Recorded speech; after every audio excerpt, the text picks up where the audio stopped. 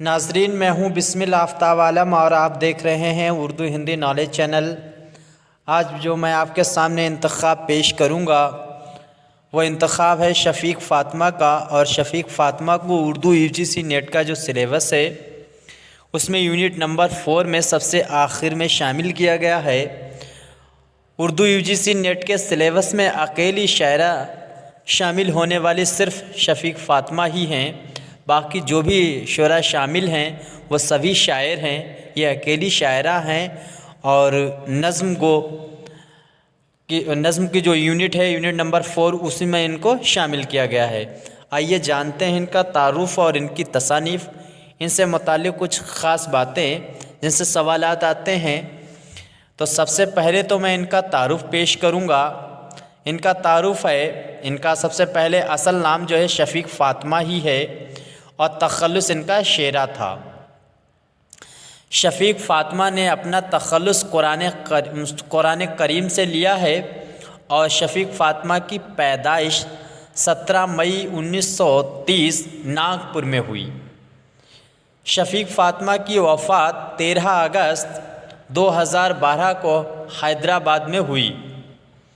شفیق فاطمہ کے والد کا نام سید شمشاد علی تھا، اور شفیق فاطمہ کی والدہ کا نام ظفر النساء بیگم تھا۔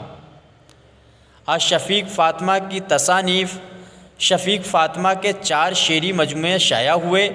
سب سے پہلا ان کا شعری مجموعہ آفاق نبا ہے، جو 1987 میں مکتبہ جامعہ دہلی سے شائع ہوا، اور گل صفورہ ہے، یہ صفورہ یہاں پر غلط لکھا ہوا ہے، صفورہ صاد سے لکھا جائے گا، تو یہ گل صفورہ جو ہے ان کا مجموعہ کلام ہے، اور یہ 1990 میں شائع ہوا۔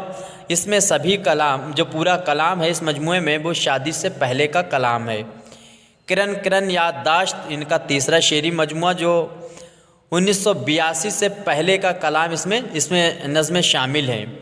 یہ نظموں کا مجموعہ ہے، اور اس میں 1982 سے پہلے کی نظمیں شامل ہیں۔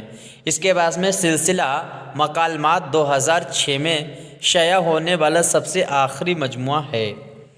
شفیق فاطمہ کی مشہور نظمیں بازیابی، بازگشت اور یاد وطن، ان کی 3 یہ نظمیں جو ہیں وہ اردو UGC نیٹ کے سلیبس میں شامل ہیں۔ اس کے بعد میں ان کی مشہور نظموں میں فخر کا الاؤ، صدا و صحرا، یاد نگر، مسافر پرندے، شہر نواں، لب کشا، بہتا پانی، افق در افق، فصیل، اورنگ آباد وغیرہ ان کی مشہور نظمیں ہیں۔ اب جانتے ہیں شفیق فاطمہ سے متعلق کچھ خاص باتیں۔ اس میں سب سے پہلے شفیق فاطمہ نے 19 سال کی عمر میں اپنی بڑی بہن کے لیے نذرانہ کے عنوان سے نظم لکھی اور اپنی شاعری کی ابتدا کی۔ یاد رکھنا، انہوں نے ابتدا میں اپنی بہن کے لیے ایک نظم لکھی تھی جس کا عنوان تھا نذرانہ۔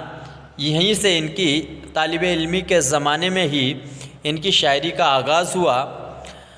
شفیق فاطمہ نے بچپن میں اقبال کی نظم پیام مشرق کا منظوم ترجمہ کیا ہے۔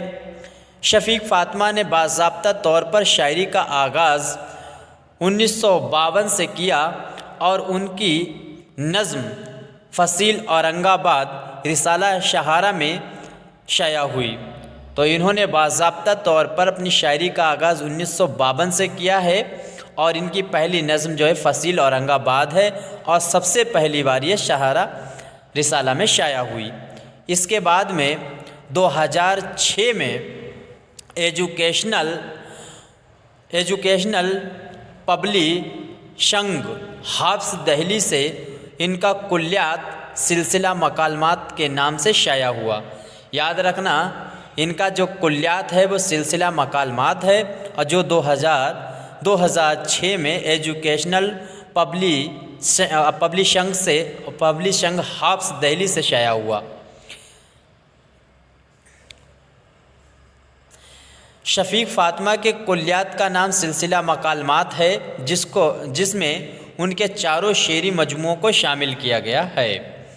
شفیق فاطمہ کی شاعری مبہم علامتوں کی حامل ہے، جسے آسانی سے نہیں سمجھا جا سکتا۔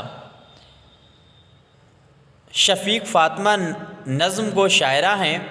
ان کے یہاں تاریخی موضوعات کی بہتات ملتی ہے جنہیں پڑھ کر ایسا محسوس ہوتا ہے کہ کسی تاریخی عبارت کو سامنے رکھ کر یا کسی تاریخی مقامات کو ذہن میں رکھ کر نظمیں تخلیق کی گئی ہیں۔ اس کے بعد میں شفیق فاطمہ نے بی اے، ان کی تعلیم جو تھی وہ بی اے، بی ایڈ اور ایم اے انہوں نے کیا تھا، اور اس کے بعد میں مولانا آزاد کالج اورنگ آباد میں لیکچرار مقرر ہوئیں۔ شفیق فاطمہ کی شادی جو ہے وہ 1965 میں ڈاکٹر محمد ولی سے ہوئی تھی۔ شفیق فاطمہ کے 3 بیٹے تھے۔ پہلے بیٹے کا نام محب اللہ واصف اور ثناء اللہ قسیم کریم اللہ ایمان تھا۔ یہ 3 بیٹے ہیں۔ اس کے بعد شفیق فاطمہ جو ہیں وہ حافظ قرآن تھیں۔ شفیق فاطمہ کا آبائی وطن سہارنپور تھا۔ شفیق فاطمہ فارسی شعرا حافظ سے متاثر تھیں۔ شفیق فاطمہ نے اپنے مجموعہ آفاق نوا میں شامل نظم فقر کا علاوہ اپنے والد مرحوم کی یاد میں لکھی ہوئی نظم بتایا ہے۔ شفیق فاطمہ نے